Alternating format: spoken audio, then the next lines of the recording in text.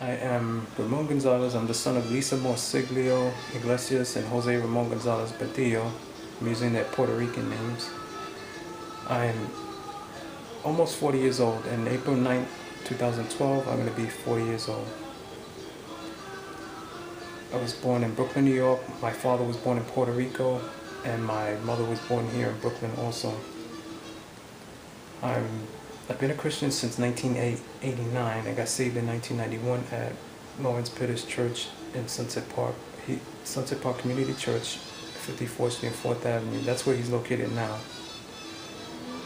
I'm going to talk about the voices in your head. Do not speak to voices in your head, because they're scam artists.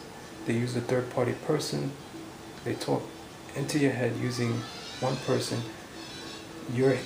This person can hear you only, and the other person is talking in his head, and they're communicating with this person, and he's communicating with that person, not verbally. He's probably giving orders or something, and this person is scamming you. When this person tries to speak, this person can't hear you.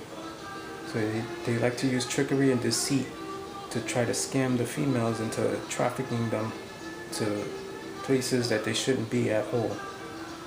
And they're using it for high-tech, it's like a high-tech prostitution ring, and also they're trafficking them for porn, and because of the HD and the Blu-rays that are out now, they possibly wanted new HD stuff, because they have old VCR stuff lying around, and they're trying to make, so they're trafficking females possibly daily, and they make money. The female doesn't know she's in porn, and they make millions of dollars off this stuff.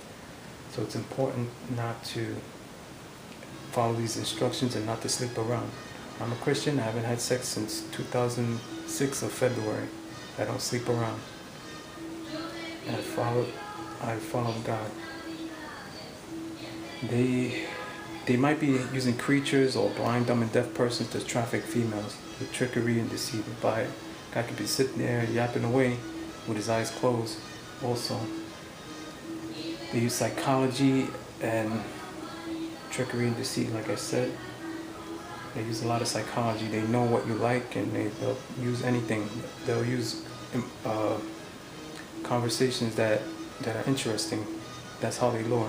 I can't be talked into the head. I don't communicate with a voiceless skull, and you shouldn't either, because they have electricity. They have technology that records sound. Like this device is recording sound that I'm speaking. They latch onto the sound and they can record it. So it's important not to communicate with these persons. File complaints with the Federal Bureau. I filed complaints with the J. Edgar Hoover building. That's what I did. And also NYPD, stating that they're using this technology to traffic humans off my head, etc. And they've been harming me with HARP technology. This stuff has been causing me brain damage. They talk in my head and something latches on. So if you talk and you speak to these things, they might latch on to you.